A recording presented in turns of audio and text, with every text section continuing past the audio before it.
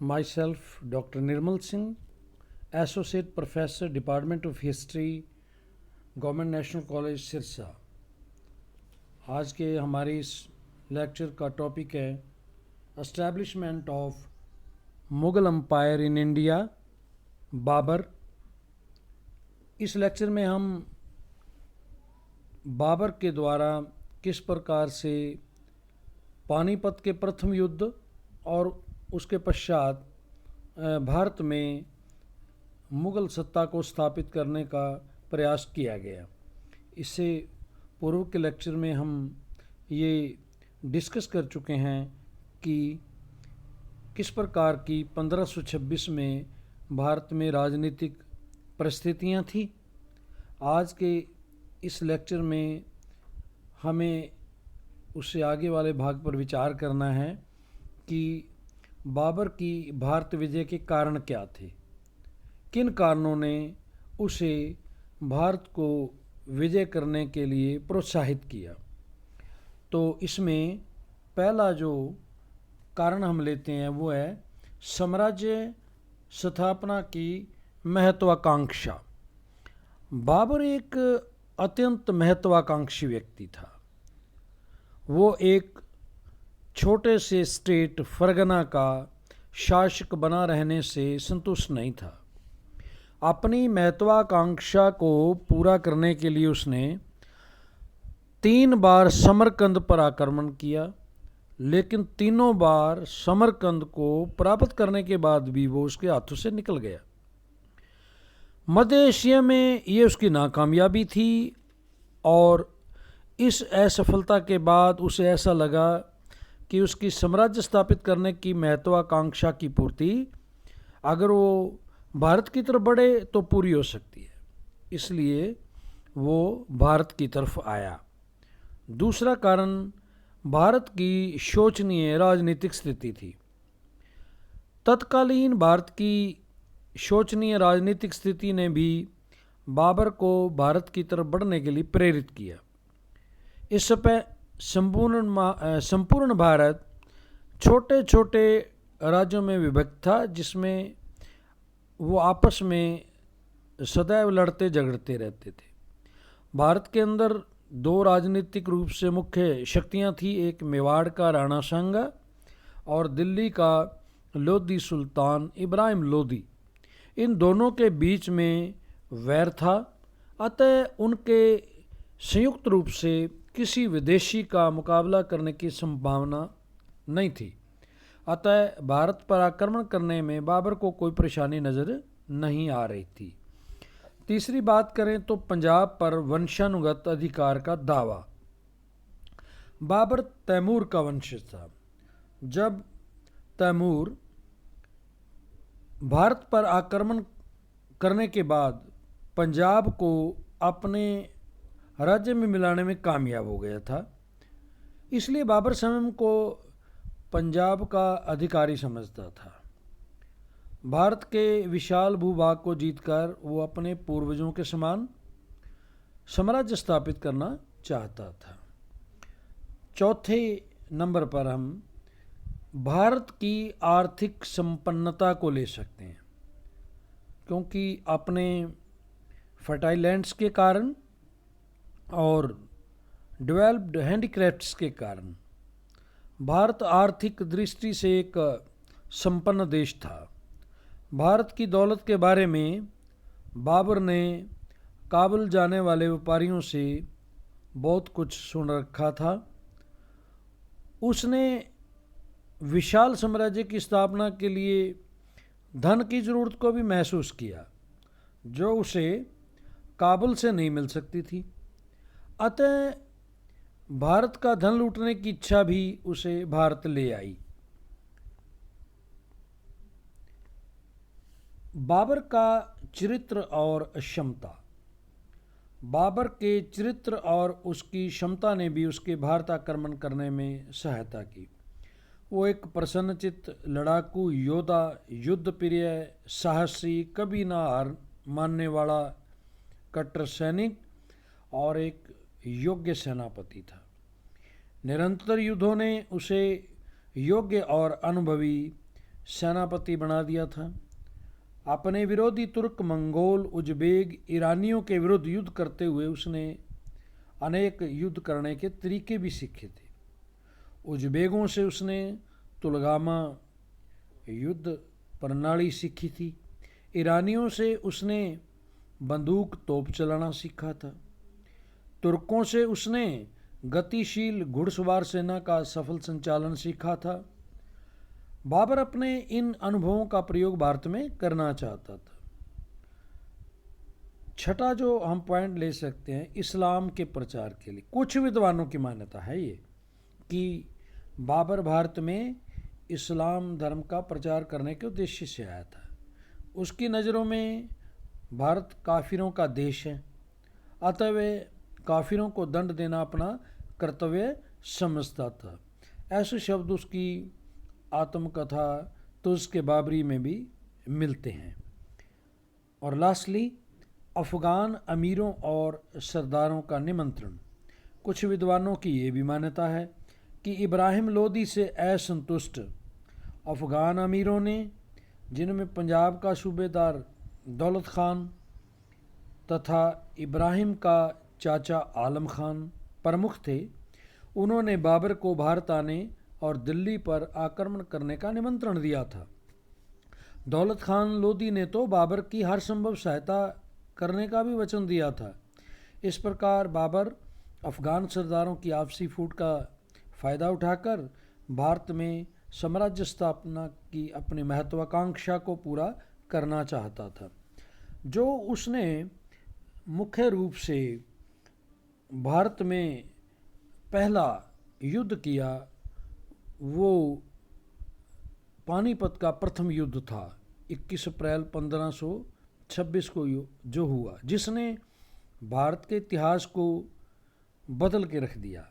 लेकिन उससे पहले उसने सितंबर 1519 से ही भारत पर हमले करने शुरू किए थे। प्रथम आक्रमण उसने 1519 में साथ लगते दो इलाकों बाज़ौर और भेरा पर किया था।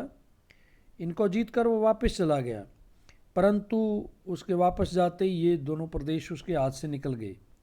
सितंबर 1519 में उसने भारत पर दूसरा हमला किया। इस बार बाबर का उद्देश्य यूसुफजई विद्रोहियों को दबाना और भारत की भौगोलिक स्थिति का ज्ञात करना था, परंतु बदख्शां में विद्रोह हो जाने के कारण उसने तुरंत काबुल लौटना पड़ा। 1520 में बाबर ने भारत पर तीसरा हमला किया और उसने फिर जो है बाजौर और भेरा के ऊपर दोबारा अधिकार कर लिया। इसके अलावा पंजाब में सियालकोट और सैयदपुर को अपने कब्ज़े में ले लिया, परंतु इसी समय कंधार में दोबारा फिर जो है आक्रमण हो जाने के कारण उसे वापस काबुल लौटना पड़ा। आगामी 2 सालों तक बाबर शाह अरगुन के विरुद्ध कार्रवाई करने में व्यस्त रहा तथा 1522 में उसने कंधार को जीतने में कामयाबी हासिल की। अब बाबर घर की कठिनाइयों से मुक्त हो गया और काबुल का जो उसका स्टेट था वो सुरक्षित हो गया। इसी समय पंजाब के सूबेदार दौलत खान और इब्राहिम लोदी के चाचा आलम खान ने बाबर को भारत पर हमला करने के लिए निमंत्रण भेजा। अतः उनका निमंत्रण प्राप्त करते ही 1524 में बाबर ने भारत पर चौथा आक्रमण किया। बाबर ने शीघ्र ही लाहौर, दीपालपुर पर कब्जा कर लिया। यद्यपि लाहौर में सुल्तान इब्राहिम लोदी की सेनाओं ने थोड़ा बहुत मुकाबला किया, लेकिन वो हार गई। दीपालपुर में बाबर की दौलत खान से भेंट हुई, जो पंजाब का सूबेदार था। दौलत खान को ये उम्मीद थी कि बाबर उसे पूरा पंजाब दे देगा, परंतु बाबर ने दौलत खान को जलंधर और सुल्तानपुर के 2 ज़िले दिए। इससे दौलत खान निराश हुआ और उसने बाबर के खिलाफ साजिश करने की कोशिश भी की, लेकिन नाकामयाब रहा। लाहौर में अपनी फ़ौज का कुछ भाग छोड़कर बाबर काबुल वापस लौट गया। पांचवीं बार नवंबर 1525 में उसने दौलत खान को दंडित करने के लिए दोबारा पंजाब पर हमला किया और इसमें जो है लास्ट में दौलत खान को आत्मसमर्पण करना पड़ा। इस प्रकार पंजाब पूर्ण रूप से बाबर के कब्जे में आ गया। पानीपत का पहला युद्ध। पंजाब पर कब्जा कर लेने के बाद बाबर दिल्ली की तरफ बढ़ा। बाबर के दिल्ली की तरफ बढ़ने की सूचना पाकर दिल्ली का सुल्तान इब्राहिम लोदी भी एक विशाल सेना को लेकर बाबर को रोकने के लिए पंजाब की तरफ बढ़ा। दोनों सेनाएं पानीपत के मैदान में एक दूसरे के विरुद्ध डट गई। बाबर अपनी आत्मकथा तुझ के बाबरी में लिखता है कि उसने केवल 12,000 की सेना से इब्राहिम की 1 लाख की सेना को पराजित किया। परंतु प्रोफेसर एल श्रीवास्तव बाबर की सेना की गिनती 25,000 के आसपास मानते हैं, क्योंकि पंजाब जीतने के बाद इसमें काफ़ी वृद्धि हुई होगी, जबकि इब्राहिम की सेना 40-50 हज़ार के आसपास रही होगी।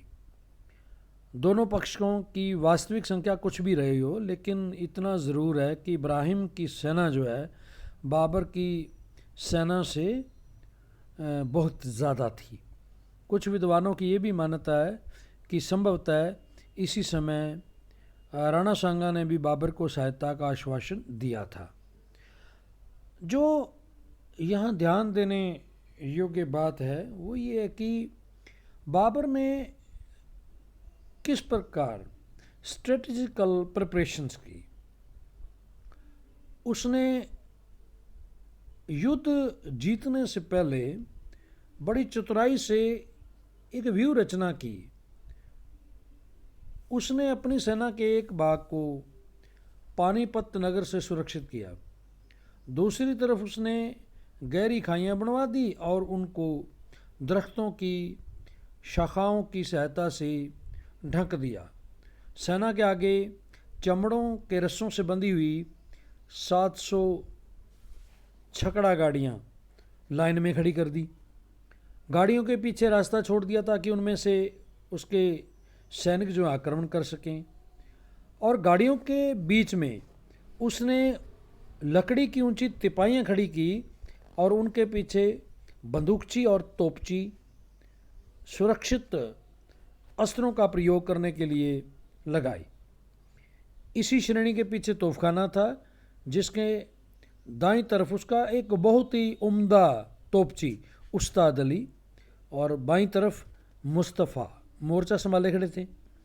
और बाबर जो है केंद्रीय भाग का संचालन स्वयं कर रहा था। ये 2 भागों में बंटी हुई सेना थी। इस सेना के पीछे दाएं और बाएं सिरे पर तुलगामा दस्ते नियुक्त कर दिए गए थे। तुलगामा पद्धति की बात करें तो इसमें यह था कि जब शत्रु अधिक नज़दीक आ जाए तो ये चक्कर काट कर शत्रु सेना के पीछे पहुंच जाते थे तथा शत्रु सेना पर आक्रमण कर देते थे। और इसका नतीजा ये निकलता था कि जो राइवल जो फोर्सेस होती थी वो दोनों तरफ से ही घिर जाती थी। पीछे से भी ये फौज आ जाती थी और आगे से भी। सेना का अगर हम बाबर की सेना का दाहिना भाग हुमायूं तथा ख्वाजा तथा बायां भाग मोहम्मद सुल्तान मिर्ज़ा, मेहदी ख्वाजा और आदिल सुल्तान के नेतृत्व में उसने रख दिया। इस प्रकार हम देखते हैं कि उसको लड़ने का जो एक तरीका था वो इब्राहिम लोदी के मुकाबले बहुत अच्छा था। लगभग 1 सप्ताह की छोटी मोटी झड़पों के बाद बाबर ने पहल करने का निश्चय किया। 20 अप्रैल की रात में बाबर ने लोदी पर आक्रमण किया, परंतु वो नाकामयाब रहा। इससे इब्राहिम बड़ा उत्साहित हुआ और उसने 21 अप्रैल को अपनी सेनाओं को बाबर की सेनाओं पर आक्रमण करने का आदेश दिया। ये निर्णायक युद्ध का आरंभ था। बाबर की सेनाओं ने 3 तरफ से इब्राहिम की सेना को घेर लिया तथा मुगलों की तोपों की मार और तुलगामा सैनिकों के घातक प्रहार के कारण अफगान सेना के पांव उखड़ गए। कुछ ही घंटों में हजारों अफगान सैनिक मारे गए तथा इब्राहिम लोदी भी युद्ध में लड़ते हुए मारा गया। बाबर को केवल आधे दिन के युद्ध में ही निर्णायक सफलता मिल गई और वो दिल्ली का विजेता बन गया। पानीपत में इब्राहिम को हराने के बाद बाबर ने हुमायूं तथा ख्वाजा के नेतृत्व में फौज का एक दल आगरा और दिल्ली पर कब्जा कर लेने के लिए भेजा। इस प्रकार दिल्ली और आगरा पर बाबर का अधिकार हो गया। दिल्ली और आगरा से प्राप्त अपार धनराशि को बाबर ने अपने व्यक्तियों में उदारता से बांट दिया, अतः उसे कलंदर कहा जाने लगा। 27 अप्रैल 1526 को दिल्ली में बाबर के नाम का खुतबा पढ़ा गया। इस प्रकार भारत में मुगल राज्य की मुगल शासन की स्थापना हुई। इस लड़ाई के परिणाम क्या निकले?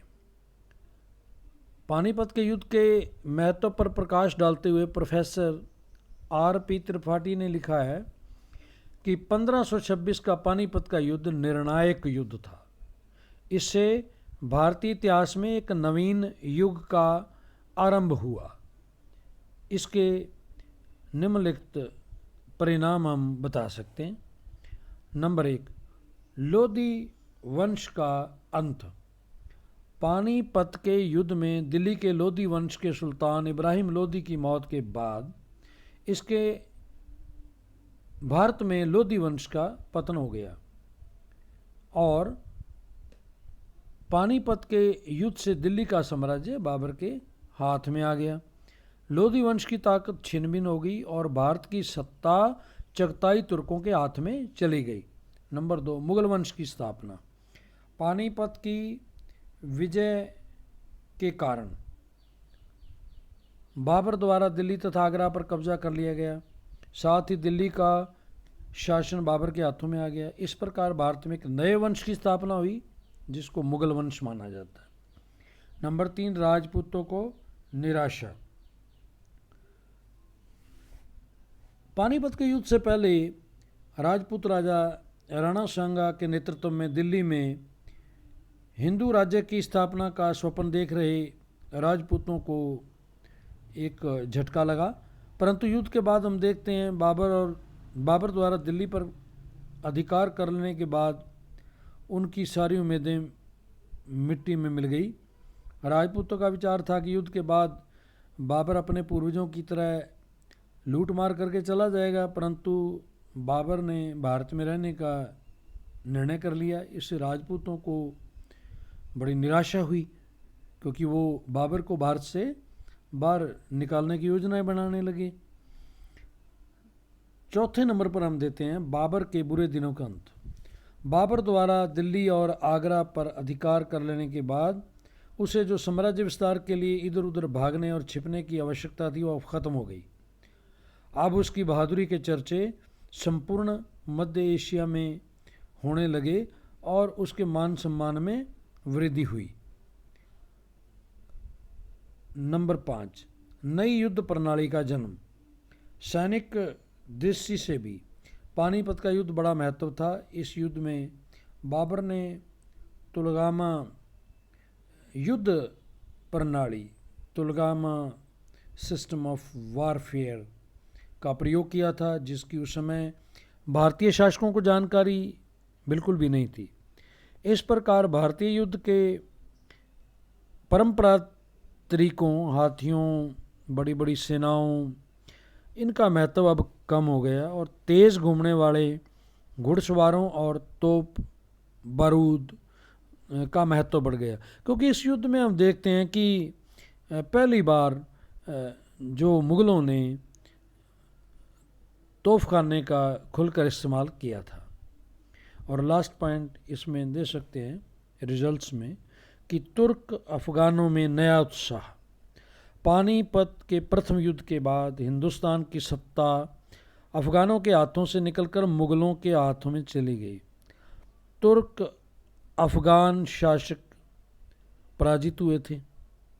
अतः उसकी सत्ता खतरे में पड़ गई थी। अतः अपनी सत्ता बचाने के लिए अफगानों में नया रक्त और उत्साह संचारित हुआ। वे अपनी सत्ता को पुनः प्राप्त करने के लिए संगठित होने लगे। इसी उत्साह का परिणाम था कि शेरशाह सूरी ने मुगलों को पराजित करने में कामयाबी हासिल की। तो इस प्रकार हम देखते हैं पानीपत के प्रथम युद्ध ने भारत में मुगल वंश की स्थापना के लिए एक भूमिका तैयार की, जिस पर आगे चलकर अकबर द्वारा एक विशाल साम्राज्य का निर्माण हो सका। अब इस बात पर हम विचार कर सकते हैं कि पानीपत के युद्ध में इब्राहिम लोदी की हार के क्या कारण थे और बाबर की जीत के क्या कारण थे। बाबर का व्यक्तित्व। बाबर एक महत्वाकांक्षी व्यक्ति था जिसमें आत्मविश्वास कूट कूट कर भरा हुआ था। उसने बड़ी विपरीत परिस्थितियों में भी गजब की अक्षमता दिखाई। वो कभी ज़िंदगी में डिस्करेज्ड नहीं हुआ। बड़ा बहादुर था, साहसी था, कुशल योद्धा था। समरकंद में बार बार हार जाने के बावजूद भी उसने कभी हौसला नहीं छोड़ा और अपनी महत्वाकांक्षाओं को पूरे करने के लिए भारत की तरफ बढ़ा। दूसरी तरफ जो है इब्राहिम लोदी अनुभवहीन था, उसमें युद्ध संचालन की क्षमता का अभाव था। बाबर को तुर्कों, मंगोलों, ईरानियों, मुगलों की नीतियों का पूर्ण ज्ञान था, जबकि इसके मुकाबले जो राइवल उनके था इब्राहिम लोदी, उसको ऐसा कोई अनुभव प्राप्त नहीं था। अतः बाबर की सफलता अवश्यंभावी थी। बाबर का कुशल सैन्य संचालन और व्यूह रचना। इस लड़ाई में उसकी जीत का जो सबसे महत्वपूर्ण पहलू था कि वो एक कुशल सेनापति था और उसे युद्ध का पर्याप्त अनुभव था, और जो उसने स्ट्रेटेजिकल प्रिपरेशंस जो ये तैयारियां की लड़ाई से पहले, वो उसकी जीत का एक कारण बनी। बाबर की सेना छोटी और गतिशील थी। वो तेज़ी से आक्रमण भी कर सकती थी, आवश्यकता पड़ने पर भाग भी सकती थी। उसके सैनिक दो तरफ से तेज़ी से प्रहार करते हुए सामने से तोपों का हमला किया जाता था, और उसकी पानीपत की व्यूह रचना वैज्ञानिक दृष्टि से अचूक थी, जिसमें रक्षा और आक्रमण की उचित व्यवस्था थी। इसके विपरीत इब्राहिम को इस प्रकार की कोई व्यूह रचना की जानकारी नहीं थी और इब्राहिम जो है मुकाबला नहीं कर सका।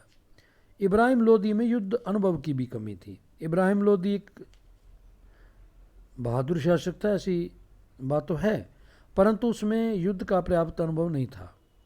बाबर की तरह उसके पास ना तो कुछ सुरक्षा की योजना थी, ना व्यूह रचना थी।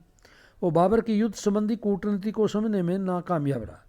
उसकी भारी भरकम सेना का संगठन भी वैज्ञानिक नहीं था।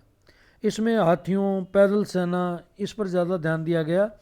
स्वयं बाबर अपनी आत्मकथा में लिखता है कि इब्राहिम लोदी एक साधारण युवक था जो अपनी गतिविधियों में लापरवाह था। बिना किसी नियम कायदे के वो आगे बढ़ जाता था, बिना किसी ढंग से रुक जाता था और लौट पड़ता था, और कभी कभी अदूरदर्शिता के साथ बिना विचारे भिड़ जाता था। इस प्रकार इब्राहिम लोदी की अनुभवहीनता के कारण बाबर का काम आसान हो गया। बाबर के योग्य सेनापति। बाबर स्वयं तो एक एफिशिएंट जनरल था ही, साथ ही उसके सेनापति भी रणकुशल थे। हुमायूं, ख्वाजा सुल्तान, मिर्ज़ा आदिल सुल्तान, ये सारे ही तुलगामा युद्ध कौशल में पारंपरिक थे। परिस्थितियों के अनुसार वो निर्णय लेकर कूटनीति का काम करते थे। मुगल सेना के संचालन का भार इन्हीं लोगों के ऊपर था जिन्होंने बड़ा कुशलतापूर्वक इसको निभाया। दूसरी तरफ इब्राहिम के पास ना तो कुशल और योग्य सेनापति थे और ना ही उसके सेनापतियों को नवीन युद्ध कौशल का ज्ञान था। अतः बाबर की जीत और अफगान सेना की हार का ये कारण बना। मुगल सेना का रण कौशल। मुगल सेना भी अपने सेना नायक तथा अन्य सेनापतियों की तरह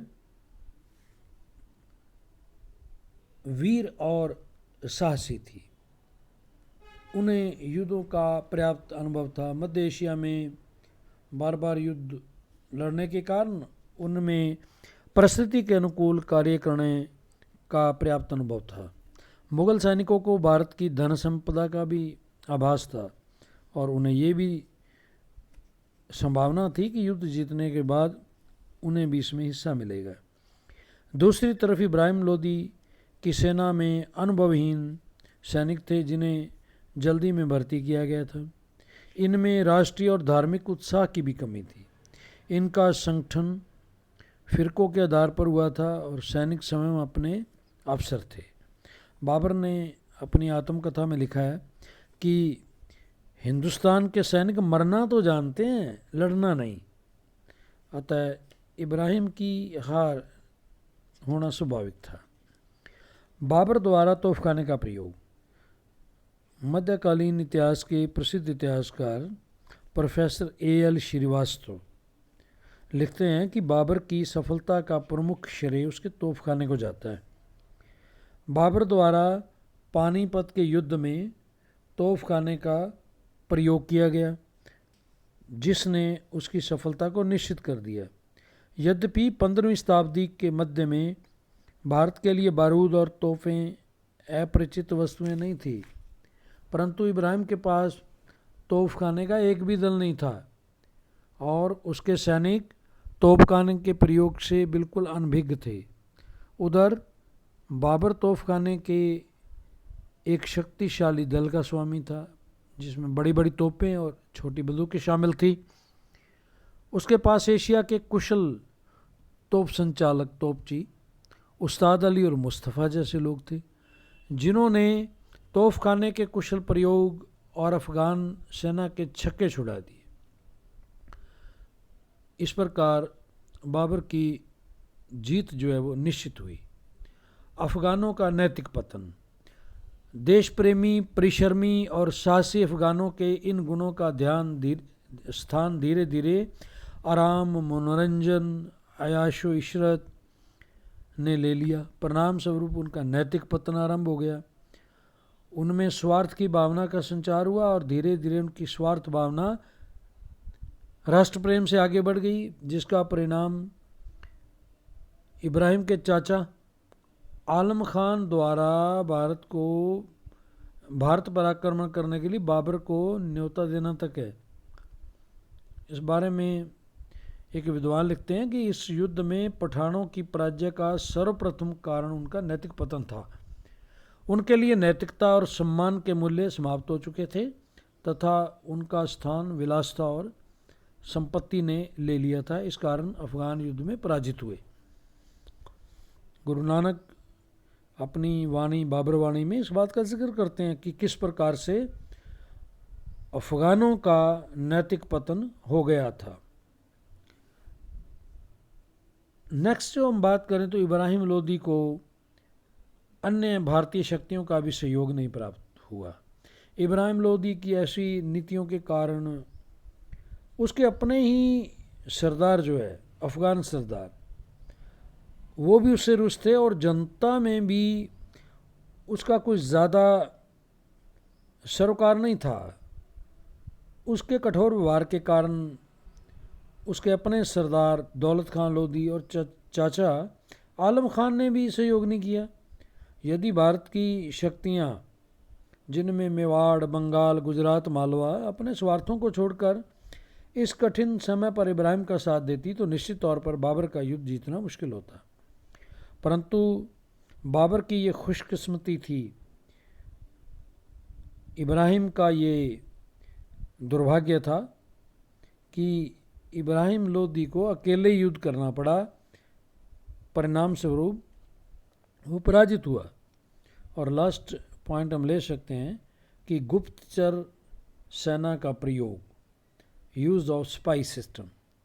अपनी अव्यावहारिक नीतियों के कारण इब्राहिम लोदी अपनी गुप्तचर सेना को संगठित और कार्यकुशल नहीं बना सका।